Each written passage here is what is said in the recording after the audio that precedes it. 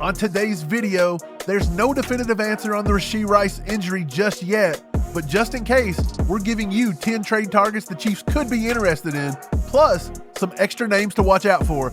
Welcome back to All Chiefed Up. We're back with another podcast for that ass. Before we get the show started, just want to say thanks for watching. Hit that subscribe button, hit the like button to help us out. Mike, let's break this down. You're listening to All Chiefed Up. So Andy Reid was asked on Monday about a possible trade scenario, and he said, quote, "Depending on who the guy is, that's the reality of the situation. If he's got experience in the offense, then it's not too bad." So if experience is what Andy and Brett Veach are looking for, this puts a few names squarely at the top of the wide receiver target list. Starting at the number one most desired, you have ex-Chief wide receiver Tyreek Hill. I know. It seems batshit crazy to suggest that the Dolphins would give up so much to acquire Tyreek, then pay him enough money to fund a small country, then, lastly, take on $28 million of dead cap money on him in 2025. But let's be honest here, the Dolphins may have lost their franchise quarterback for good, depending on what Tua decides after his latest concussion. And for that reason, plus a 3-game losing streak in which you got dog-walked by the lowly Titans in front of all of America, maybe it's time they reassess and go back into a slight rebuild mode.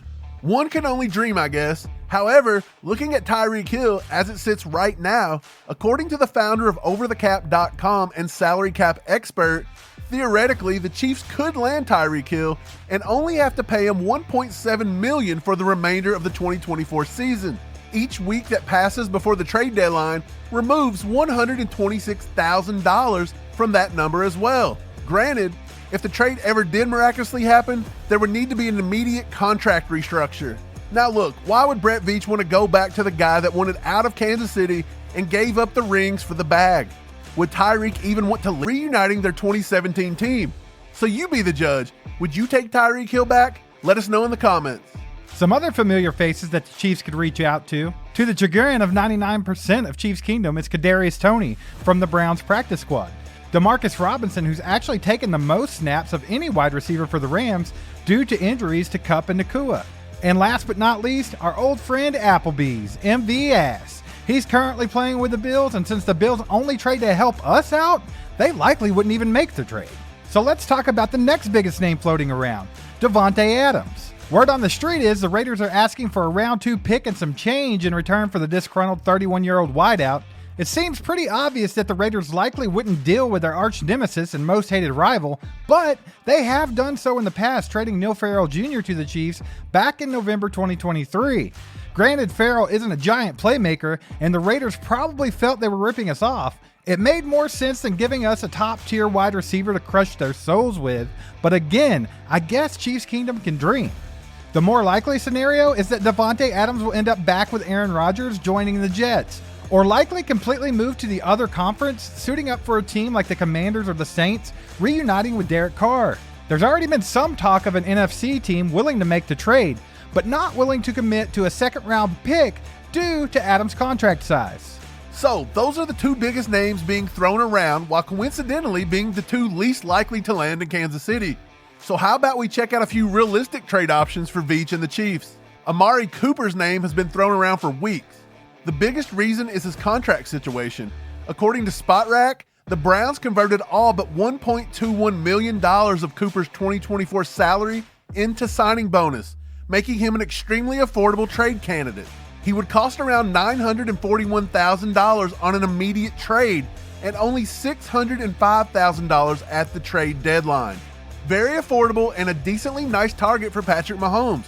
However, Amari Cooper does come with some stone hands. In his first 9 years in the league, Cooper has had 61 drops, and in 2015, he had a whopping 18 drops.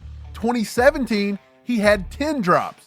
He's dropped 4 passes on 34 targets so far this year already. If not Amari Cooper, then maybe Veach could call the Seahawks back up and try to rekindle some talks about wide receiver Tyler Lockett.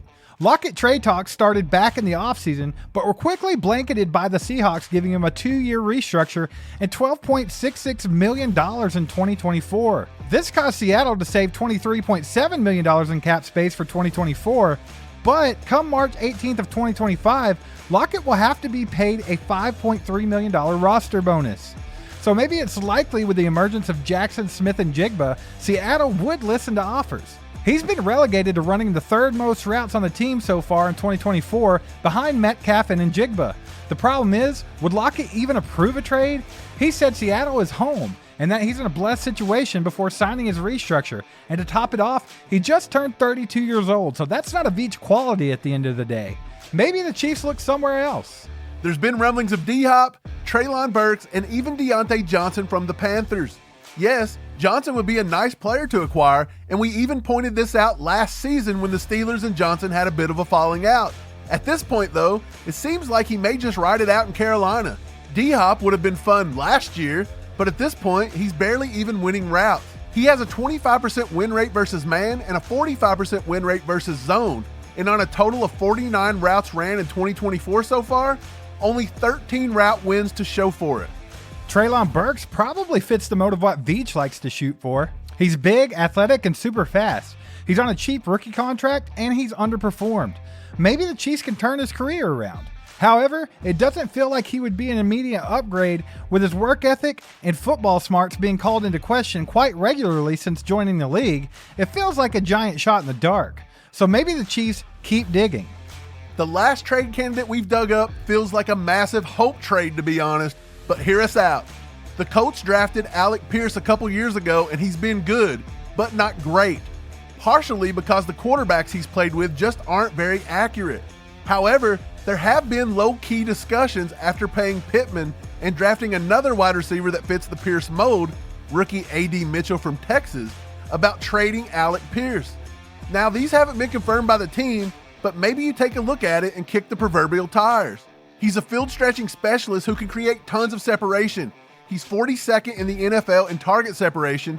He has a true catch rate of 112.5%, which is first, 16.76 yards per target, which is also first, and a 23.4 yard per reception total, which is second in the league. Combine that with a 22% win rate versus man and a 36% win rate versus zone, and maybe he could do Justin Watson's job better than Justin Watson. So if trades are out, maybe they just look at the free agent market. But who's left? Hunter Renfrow is always popular with Chiefs Kingdom, but sources say he may not want to return to the field. Michael Thomas's name gets thrown around often, and he seems like a very logical Rashee Rice-esque replacement. But does he have anything left in the tank? He also had to serve a one-game suspension already this year, so who does that leave, you ask? What about Julio Jones? Well, he's 35 years old, but in 2023, he did play in 12 games with the Eagles, scoring 3 touchdowns. His long catch, however, was only 22 yards, but on a positive note, he worked primarily from the slot, just like Rice, and even in his old age had a 45% win percentage versus zone coverage. Now let's be honest here. We don't think Jones is a viable option, and probably neither does Veach and the Chiefs. But we here at All Chiefed Up are going to prepare you for every scenario, even the stupid ones. At the end of the day, more than likely, the trade deadline comes and goes, and the Chiefs just decide to stick with what they have. Maybe they even surprise us all and bring back Richie James. If there is a trade though, and that's a big if, we think one name to keep an eye on is Laviska Shenault. He's with the Seahawks as of right now, but is being used super sparingly. He fits the Veach criteria of fast, underperforming, and cheap. At 6'2", 220, he was a stud coming out of Colorado, and Veach liked him in the 2020 draft. He's managed 162 receptions for 1,577 yards and 6 touchdowns in his 4 years so far, and now on his third team. Oh, let me get another one. Let me get another one. You ever had a pickled egg? Nah, remember we was at your house. You had them nasty. Try. No. You gotta try a pickled sausage. It's a pickled sausage. Hey, Coleman Carter, you ever had a pickled egg? A pickled egg, yeah. Fine. Trying to teach this man, look, I got a big jaw at the house. He don't want I ain't heard of pickle feet, that's it. I ain't heard of pickled eggs and all that. Sausage. I ain't heard all that. Man. You ever had fried ice cream? But in 2022 with Carolina, he had an 86.5 receiving grade and an 85 offensive grade per PFF. He can also work the slot decently well. When it's all said and done, Veach would likely make a move for a guy like Shenault any day, rather than giving away the house for a 32-year-old wide receiver at the back end of his career. So this is where we pass it off to you, Chiefs Kingdom. Would you like to see a big splash with a reunion with Tyreek Hill, or would you like to get one of the lower tier guys that can just come in and contribute? Let us know down in the comments. That's going to wrap it up for today. Thanks for liking, subscribing, clicking that bell. Until next time, go Chiefs.